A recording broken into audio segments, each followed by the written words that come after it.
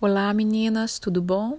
Hoje é 25 de setembro de 2019. Hoje nós estamos no nosso terceiro dia da caminhada de oração 5. O tema de hoje é tempo de colheita. Tem alguns textos e o texto base está em Daniel capítulo 2, versículo 21, mas nós vamos falar de outros textos também. Então, como nós falamos ontem, nós explicamos a base fundamental da caminhada de oração, que é o alinhamento, do corpo, da alma, do espírito. E nesses dias, que nós vamos passar aqui 70 dias de propósito, de consagração, nós estamos trabalhando e buscando em Deus ajustar cada uma dessas áreas da nossa vida. Nós estamos buscando despertar, abrir os nossos olhos, ter um entendimento daquilo que a gente precisa transformar na nossa vida, porque tudo o Senhor já preparou para nós, tudo já está preparado, todo o poder, toda a autoridade, toda a palavra que nós precisamos já está preparado, basta a gente se posicionar, a gente se levantar, tá bom? Então o tema de hoje é tempo de colheita. Esse devocional eu resolvi fazer ele para explicar algumas coisinhas e abrir o nosso entendimento sobre por que eu escolho, quem já está na caminhada nesses anos, esses últimos anos aí que passou, nesses últimos 2 anos, quem já está na caminhada deve ter percebido isso, que eu começo sempre a caminhada numa data onde muda a estação, Então, por que eu escolhi 23 de setembro, exatamente no dia que mudou a estação aqui nos Estados Unidos, Entramos no outono e mudou a estação no Brasil, que entrou na primavera. Eu tenho entendido, irmãs, que o Senhor, Deus é um Deus de propósito, Deus é um Deus que tudo que Ele faz tem propósito, tudo tem um tempo. Então, nós vamos estar lendo esses versículos que vai nos chamar a atenção para essas coisas. Eu já tenho um carinho especial em relação ao mês de setembro, porque o mês de setembro foi um mês que o Senhor me chamou e começou a mudar as coisas na minha vida, isso em 1994, quando eu estava no final dos meus 17 anos, o Senhor ali começou a me chamar para me tomar posição, de me firmar com o Senhor. Eu já conheci o Senhor desde pequena, mas no final dos meus 17 anos, Deus começou a me chamar e falar: chegou o tempo de você realmente se firmar, de você caminhar naquilo que eu tenho para você. E logo quando eu tomei a decisão, eu conheci também o meu marido, e a gente começou a namorar exatamente no dia 7 de setembro de 1994. Fizemos esse ano 25 anos juntos. Então, assim, eu já tenho um carinho especial pelo mês de setembro. E eu sempre entendi e tentava entender algumas fases da minha vida, algumas coisas, só que eu não tinha esse entendimento bíblico, eu não tinha esse entendimento espiritual, não tive ninguém que me ensinasse isso, não era a época. Mas quando eu fui me abrindo mais, dedicando mais, eu fui entendendo essas coisas. Então é isso que eu quero compartilhar hoje com vocês, que nós precisamos despertar para os tempos e as estações na nossa vida. Não é à toa que Deus estabeleceu as estações, verão, outono, inverno, primavera. Não é à toa que cada uma delas tem as suas marcas registradas, tem as suas comidas típicas da época, cada árvore dá apenas o fruto ali naquela época, não tem como você comer abacate fora da época do abacate. E então, assim, eu ainda não tenho o entendimento completo, eu passo aqui, irmãs, aquilo que eu vou aprendendo ao longo do tempo, ao longo dos anos, aquilo que eu vi Deus me ensinar e vejo o resultado, Então, assim, vamos ler Daniel, capítulo 2, o versículo 21, ele fala assim: é ele quem muda o tempo e as estações. Ele remove reis, estabelece rei. Ele dá autoridade aos sábios e entendimento aos inteligentes.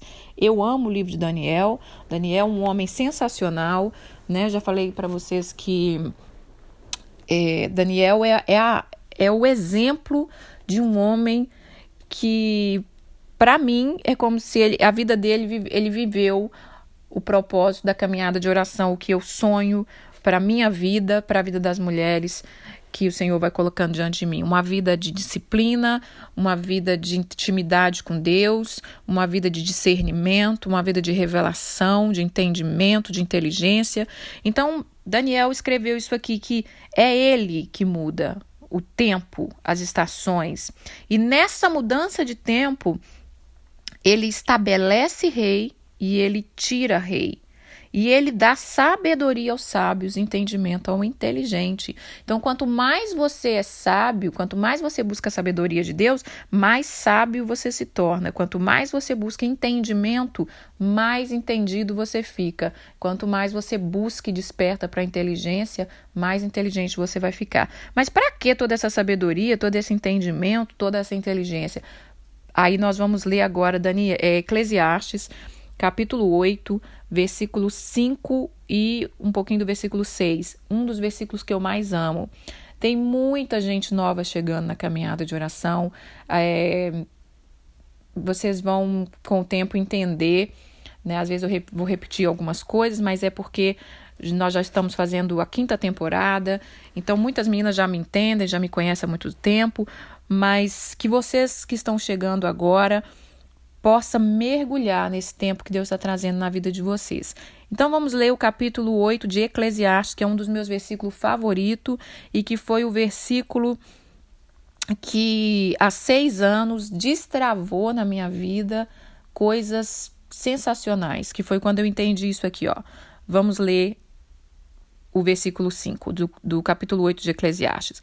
Quem guarda o mandamento não experimenta nenhum mal. Essa parte aqui é a que eu mais amo. O coração do sábio conhece o tempo e o modo. Vamos ler um pouquinho do versículo 6. Porque para todo propósito há tempo e modo. Esse versículo, o coração do sábio conhece o tempo e o modo, foi o versículo de 6 anos atrás que transformou a minha vida. Porque o que acontece, irmãs, que Deus ele quer nos ensinar muitas coisas. Mas a gente precisa estar alinhado com a palavra dele, né? E tem hora que ele dá, a gente às vezes é uma pessoa que busca, mas a gente busca espiritualmente na oração, mas no jejum, mas às vezes a gente não tem muito entendimento da palavra. E Deus quer alinhar todas essas coisas, porque quando os 3 estão juntos, mais profundo você entende as coisas. Então, quando eu recebi esse versículo como uma palavra rema no meu coração, como uma porta que se abriu, o coração do sábio conhece o tempo e o modo. Então eu falei em Daniel que nessa época de mudança, Deus dá sabedoria e entendimento aos inteligentes. Aí eu falei para que é que ele dá? Porque você tem que conhecer o tempo e o modo. No tempo você tem que conhecer que tempo você está vivendo, que tempo Deus está trazendo sobre a sua vida e qual é o modo de viver. Eu tenho um devocional sobre isso, com esse tema, o tempo e o modo. Para cada estação, nós temos um modo de viver. Tanto na estação natural, quanto na estação da nossa vida, que ela está passando, uma estação espiritual, uma estação... A gente vive várias estações, a gente vive uma estação de muita alegria, às vezes a gente vive uma estação de escassez, a gente às vezes vive uma estação de luto, às vezes a gente vive uma estação de se aquietar um pouco mais, às vezes a gente vive uma estação que Deus chama a gente para estar mais atuante ou mais na frente, enfim. Mas nós temos que discernir esse tempo. Qual é esse tempo? E qual é o modo? Então, quando eu decidi entender sobre isso, sobre as estações, eu comecei a valorizar cada tempo na minha vida, cada mês, cada semana, cada dia, cada ano. E é o que a gente precisa, porque nós temos perdido essa noção de tempo, especialmente com o calendário, esse calendário que nós temos, que é o calendário romano. A gente apenas deixa o tempo passar, né? Deixa o tempo passar. Mais um ano, mais um mês, a mim não me importa, eu não penso nisso. E a gente vai vivendo. Quando você vê, passou 30 dias, passou uma estação tem 90 dias, passou 90 dias, a gente nem percebeu, a gente não viveu conforme as estações, né? Já falei disso em outros devocionais. Às vezes é verão e você está vivendo como inverno, tanto no lado de fora como no lado de dentro. Às vezes, dentro de você, Deus trouxe um tempo de primavera, de florir, de você ser alegre, de você estar resplandecendo a glória de Deus, mas na sua alma você está vivendo um inverno, né? Tá tudo cinza, tá tudo escuro, tá tudo entristecido. Então, nós precisamos alinhar isso. Eu sei que talvez, irmãs, vai ter pessoas que não vai entender 100% o que eu estou falando, mas isso são despertamentos no seu espírito, né? Então comece a buscar do Senhor. Senhor, o que o Senhor quer falar comigo? O que o Senhor quer comigo? Não comece o seu ano e termine o seu ano de qualquer maneira, né? Mas também não seja só aqueles alvos, vou fazer o alvo, aí bota lá no começo do ano, no final do ano já não lembra nem o que foi escrito. Põe propósito, porque está falando que para todo propósito há um tempo e um modo. Então põe propósito na sua vida. Por isso que eu ensino e motivo a ter propósito. Nesses 70 dias que nós vamos passar junto, nós estamos focando num propósito. Nós estamos focando numa estação. Então eu escolhi o 23 de setembro. Por quê? Porque começa o tempo da colheita. Então eu vou falar aqui um pouquinho em Levítico, depois se vocês quiserem ler o capítulo todo de Levítico 23, ele explica sobre várias coisas, sobre vários tempos, sobre várias festas que o Senhor instituiu. Eu gosto muito do Antigo Testamento, para aquelas que estão chegando agora, mas não pense que eu estou trazendo doutrina judaica, não pense que eu estou judaizando a igreja, não é nada disso, é a palavra de Deus, né? Então eu estou trazendo um pequeno texto para a gente despertar nessas áreas. Então eu quero ler Levítico 23 e eu quero ler alguns versículos aqui. Bom, qual que é a importância do mês de setembro? Para um judeu, o mês de setembro é o mês mais importante do ano deles, é o mês mais assim festivo, é um mês de grandes celebrações, é um mês de muita liberação espiritual de Deus na vida de um judeu, né? Por quê? O que tem no mês de setembro? No mês de setembro tem o Rosh Hashanah, que é o Ano Novo Judaico, tá? Que vai ser segunda-feira, começa. Ele celebra o dia da criação. Eles contam, nós estamos no ano 2019, eles estão no ano... Depois, essa semana eu falo para vocês que eu já esqueci, mas é 5.000 e tanto. Porque eles contam como se fosse desde o primeiro dia da criação, né? Então, desde o primeiro dia da criação, tem 5.000 e tantos anos que o mundo foi criado, isso é como eles contam. Em setembro, o que acontece em setembro também? Logo depois do Ano Novo Judaico, 10 dias depois, eles entram no Yom Kippur. Yom Kippur é um tempo de arrependimento, é um tempo de perdão. Então, eles ficam 10 dias se consagrando, nesses 10 dias, jejuando, buscando arrependimento, porque eles creem que nesses 10 dias, Deus, o nosso Pai Celestial, o Pai de Jesus, o Deus eterno, que é um tempo de juízo sobre a terra, é um tempo de juízo para cada homem, é um tempo que Deus vai pesar na balança os feitos dos homens e ele vai também dar uma sentença para o seu próximo ano. Então, para os judeus, o ano novo começa agora em setembro. Eles não comemoram o ano novo como nós comemoramos em janeiro. E há muitos anos eu já celebro o ano novo na minha vida como setembro. Lógico que eu passo o ano novo com a minha família no Brasil, onde é que eu estiver, no janeiro, até porque eu amo janeiro, que janeiro é o meu aniversário, né? Dia 3 de janeiro, logo depois do ano novo no calendário romano. Mas eu entendi que pela palavra de Deus, o ano novo começa em setembro. Irmãs, entendam novamente, tá? Tem muita gente nova chegando, não é regra, não estou ensinando nada que é anormal, eu estou dizendo apenas de coisas simples do dia a dia, pela palavra de Deus, que a gente precisa começar a despertar e abraçar e querer, né? E falar, Senhor, me ensina mais, tá bom? Então, o mês de setembro é assim, cheio de coisas proféticas, cheio de bênçãos. Logo depois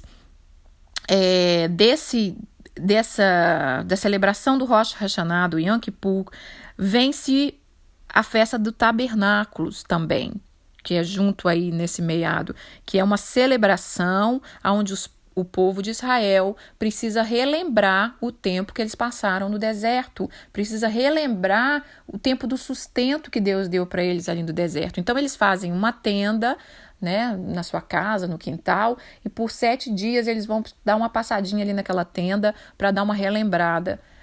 E outra coisa é que era um tempo de colheita, porque está findando, né? É um tempo da agricultura em Israel, está findando, né? Já passou a primavera, já passou o verão, já está acabando ali esse tempo da agricultura, porque depois vai entrar o inverno. Então é um tempo da colheita. Então eles fazem uma festa de celebração, coloca tudo no celeiro e por aí vai. Deixa eu ler alguns versículos rapidinho aqui para a gente entender um pouquinho sobre isso. Sobre o tempo de colheita, por exemplo, né? Levítico 23, capítulo 23, versículo 22. Quando cegardes a mercê da vossa terra, rebuscarei os cantos do campo, não rebuscarei os cantos do campo, nem colherei as espigas caídas da vossa cega. Para os pobres e para os estrangeiros as deixará. Eu sou o Senhor vosso Deus. Fala aos filhos de Israel, dizendo: no mês 7º, ao 1º do mês, terei descanso solene, memorial, com sonido de trombeta, santa convocação. Esse versículo está dizendo que era um tempo de colheita, mas que na época que começassem a colher as coisas ali nas fazendas, que deixasse aquilo que tivesse caído para os pobres, para os estrangeiros. Vocês vão entender por que eu estou lendo esse versículo, tá bom? Mais para frente. E aqui está falando que aí no mês 7º, no 1º dia, terei descanso e com sonido de trombeta. Aqui fala muito da trombeta. A trombeta era muito tocada nesse mês de setembro, porque a trombeta ela é tocada para chamar o povo para um ajuntamento, para chamar o povo para um despertar, para chamar o povo para celebrar. E hoje, irmãs, esses devocionais fazem esse papel da trombeta. Tá? Eu estou tocando uma trombeta. Ei, mulheres, venham aprender a palavra de Deus, venham discernir o tempo e o modo que Deus quer que vocês vivam, para vocês realmente terem uma colheita. Quando nós falamos em tempo de colheita, né, eu quero que vocês imaginem um cesto. Deus entregou e vai entregar para nós nesses dias, nesses 70 dias, um cesto. Aí a gente já imagina, né, aquele lindo cesto vazio que vai vir cheio de frutos, né? E vai vir em nome de Jesus. Só que eu quero também que vocês aprendam que do outro lado vocês têm que ter semeado alguma coisa para vocês terem colhido, né? Para vocês colherem, vocês têm que ter semeado. Então, nesses dias nós vamos estar aprendendo a tomar posse do que Deus tem para nós, a entender a palavra de Deus, mas e a nossa parte da semeadura? Então, a nossa parte da semeadura é o que nós estamos fazendo. A gente ouve um devocional, a gente lê a palavra, como eu disse, lê um capítulo de Deuteronômio por dia, a gente se esforça, a gente toma o nosso suco verde, a gente vai fazendo coisinhas que vai nos alinhando.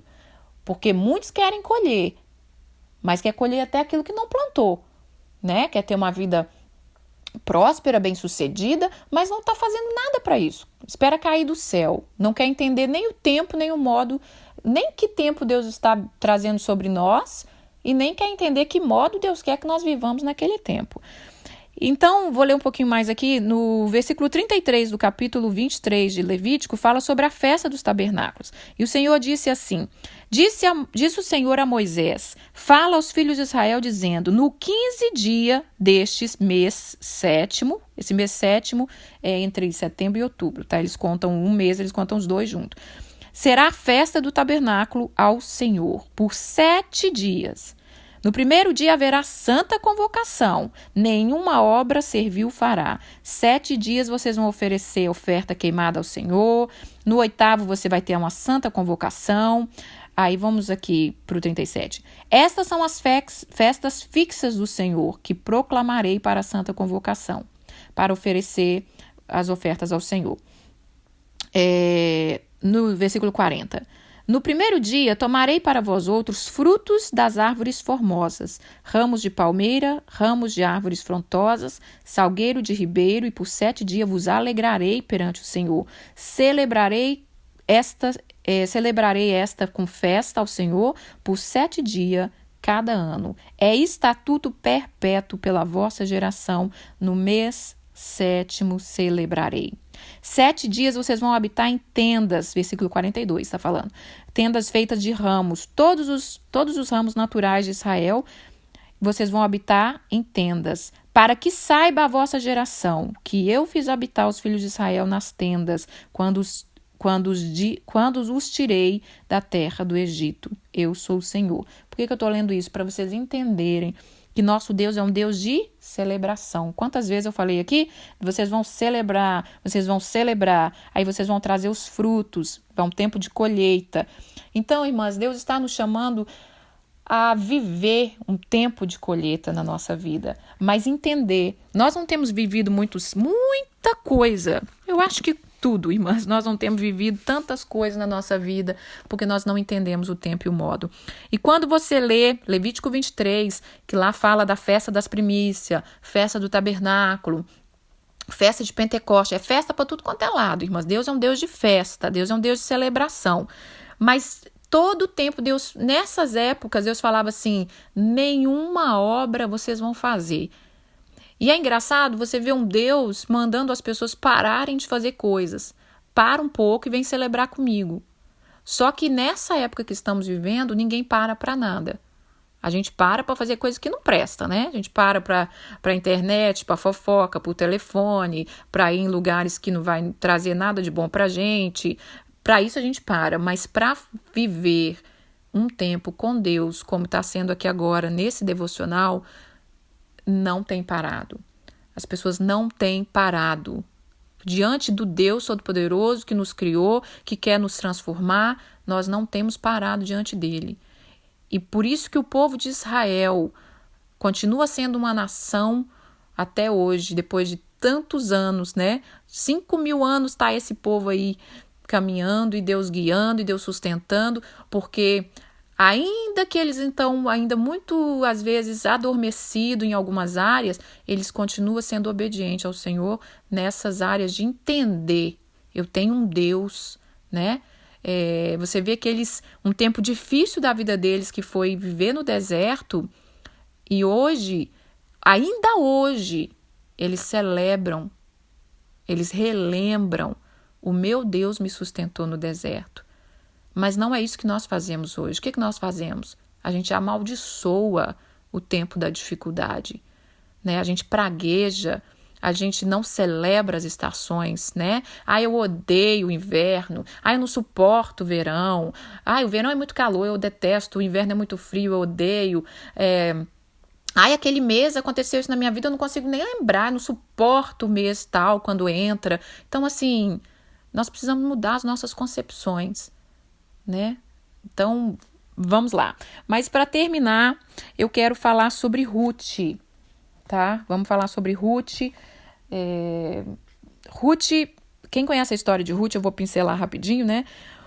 Ruth vivia com a sua sogra, porque ela ficou viúva, a sogra também era viúva, elas foram para Israel, Ruth era moabita, e ali em Israel, as duas, né, sem terem o que comer, sem terem quem sustentar elas, a Ruth entendeu que ela chegou bem nessa época da colheita. chegou exatamente nessa época. Então, provavelmente,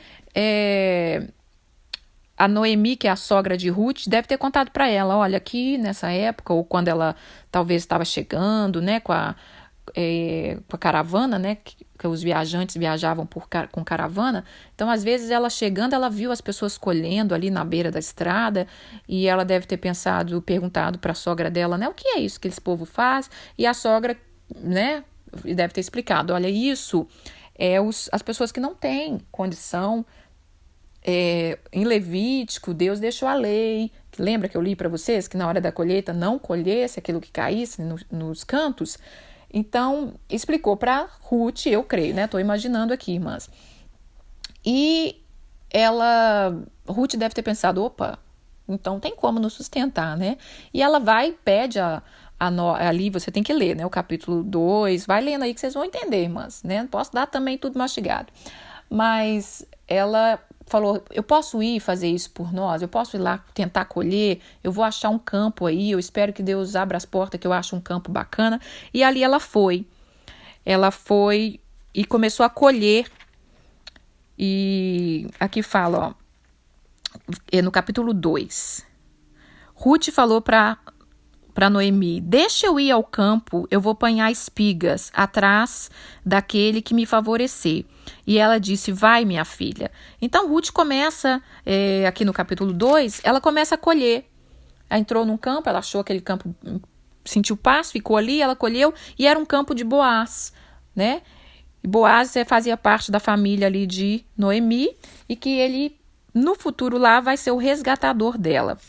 Então, no capítulo 3, a Noemi fala para ela assim, depois que ela colheu bastante, acabou o tempo da colheita, né? E aí os donos das fazendas vão já levou tudo para o celeiro, e eles vão fazer uma festa como Deus mandava, uma festa de celebração do tempo de colheita. E nessa festa, a Noemi fala para Ruth, vamos lá, capítulo 3, versículo 1. Disse-lhe Noemi, sua sogra, minha filha, não hei eu de buscar-te um lar para que seja feliz? Ora, pois, não é Boaz, na companhia de cujas servas estivesse um dos nossos parentes? Eis que esta noite ele estará a limpar a cevada na eira. Banha-te, unge-te, põe os teus melhores vestidos e desce à eira. Porém, você não vai dar a conhecer a este homem, até que ele tenha acabado de comer e beber. Quando ele repousar, você vai notar o lugar que ele se deitar. Então, você vai chegar a ele, vai lhe descobrir os pés e vai deitar aos pés dele. E ele vai te dizer o que fazer. E respondeu Ruth, tudo o que me disseres, eu farei. Ela obedeceu, ela se ungiu, né? Ela se banhou, ela se vestiu, ela mudou as suas vestes e ela foi obedecer o que a sogra disse. Por quê? Porque a sogra já tinha entendido, né, o propósito de Deus para Ruth. Você tem que ler a história toda para vocês entenderem. Então, eu não vou terminar a história, mas ela faz tudo que a sogra disse, ela deita aos pés dele e quando ele acorda, que ele vê aquela mulher ali toda bonita, toda... isso aqui, irmãs, é um romance de uma pureza muito grande. Então, não entenda como uma meretriz que foi seduzir um homem. Era um gesto da época, deitar aos pés de uma pessoa. Ela estava se colocando ali debaixo do manto daquela pessoa. Ela estava dizendo, me acolhe, né? Você pode me acolher, você pode me adotar. Era um gesto da época, então entenda as coisas no espírito, tá bom?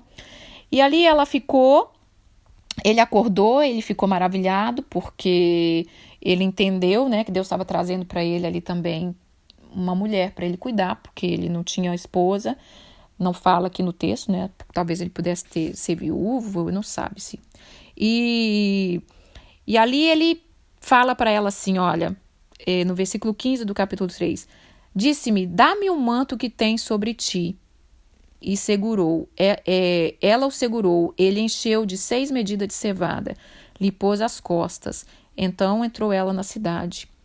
E aí ela voltou para casa e depois ele resolveu essa situação e ele casou com ela, né? Porque ele foi cumprir o que ela tinha pedido. Só que eu quero entrar agora no que Deus realmente quer para nós hoje. Depois de tudo isso, irmã, depois de 28 minutos, 29 minutos, nós vamos entrar no que Deus quer. A palavra de Deus é assim, irmã, ela leva tempo, né? Por enquanto, por falta de entendimento, discernimento, inteligência, saber o modo de viver, nós estamos catando espiga no meio do caminho, como estava Ruth. Só que nesses dias, o Senhor está te chamando, filha, banha-te, unge-te, põe os teus melhores vestidos, troca essa roupa, troca essa mentalidade de que você vai viver a vida inteira catando pelo caminho, comendo as migalhas que estão caindo, e vem estar comigo, vem estar aos meus pés. Boaz, ele faz uma representação de Jesus. Ele é o dono da seara. E o dia que você estiver aos meus pés, o dia que você disser para mim, estende a tua capa sobre mim, porque ela disse isso para Boaz, né? Ela disse assim, eu vou ler aqui para vocês. Eu sou a Ruth, sua serva, versículo 9 do capítulo 3, estende a sua capa sobre mim, porque o Senhor é o meu resgatador. E ele disse para ela, bendita és tu do Senhor, minha filha, melhor fizeste a tua última benevolência do que a primeira. E na hora que nós entendermos isso, irmãs, de nós nos levantarmos, nos banhar, sabe, lavar a nossa vida de toda sujeira, de tudo aquilo que nos impede de viver aquilo que o Senhor tem para nós. Na hora que a gente entender, eu sou a filha do dono da seara, né? Eu tenho herança nessa seara. Eu não quero, Pai, mais viver catando migalhas pelos cantos, mas na hora que você entender, que você for para os pés dele, que você se submeter à vontade de Deus, que você querer viver o melhor de Deus, como Ruth quis, né? Como Ruth entendeu, nós vamos passar de catadora de migalhas para a dona da seara, junto com o nosso dono da seara, o nosso Deus. Ele te chama para um tempo de colheita, para você se tornar, junto com ele, a dona da seara. O que significa ser a dona da seara? Nós vamos entrar num tempo da nossa vida que nós vamos começar a acessar os celeiros que vão estar cheios dessa colheita, para a gente trazer para fora tudo que a gente precisa para viver uma vida plena, para viver uma vida cheia da graça. Então, irmãs, Rose, nós vamos viver uma vida sem problemas, sem dificuldade? Não, mas você vai viver uma vida cheia da vida de Deus. Você vai viver uma vida cheia da provisão de Deus, mesmo em meio à seca, mesmo em meio à dificuldade, como foi a vida de Ruth. Nada faltou para ela desde o dia que ela chegou em Israel, mas ela só melhorou, ela só cresceu, ela só ascendeu, ela só rompeu, porque ela foi entendendo o tempo e o modo. Ela deixou para trás uma vida de luto, ela deixou para trás a vida toda dela, e ela foi para frente. Há um novo de Deus, e eu quero viver o novo de Deus. Porque se ela chegasse ali em Israel, e ela sentasse, começasse a lamentar, e chorar, e ficar lembrando da vida passada, ela não ia conseguir nada. Mas quando ela entendeu, há um tempo e um modo diferente. É um novo tempo e eu tenho um novo modo de viver nesse lugar. E eu vou entrar com tudo. Então é essa a sua parte, tá bom? Uma síntese do que eu falei hoje. Tempo de gratidão, tempo de celebração, tempo de dedicação, tempo de encher os seus celeiros. E esse tempo de setembro, irmãs, eles guardam nos celeiros. Para quê? Para poder passar o inverno. E o que temos acontecido com a nossa vida? Nós vivemos de qualquer maneira, as estações passam e nós não fazemos reserva para o futuro. Eu vou falar disso mais para frente, tá bom? Bom, eu não sei nem se eu vou ficar pedindo perdão para o áudio longo, porque essa é a marca registrada da caminhada de oração, áudios longos. É uma pregação mesmo, uma pregação maravilhosa na manhã para a gente nos encher. Alguns lembretes rapidinho.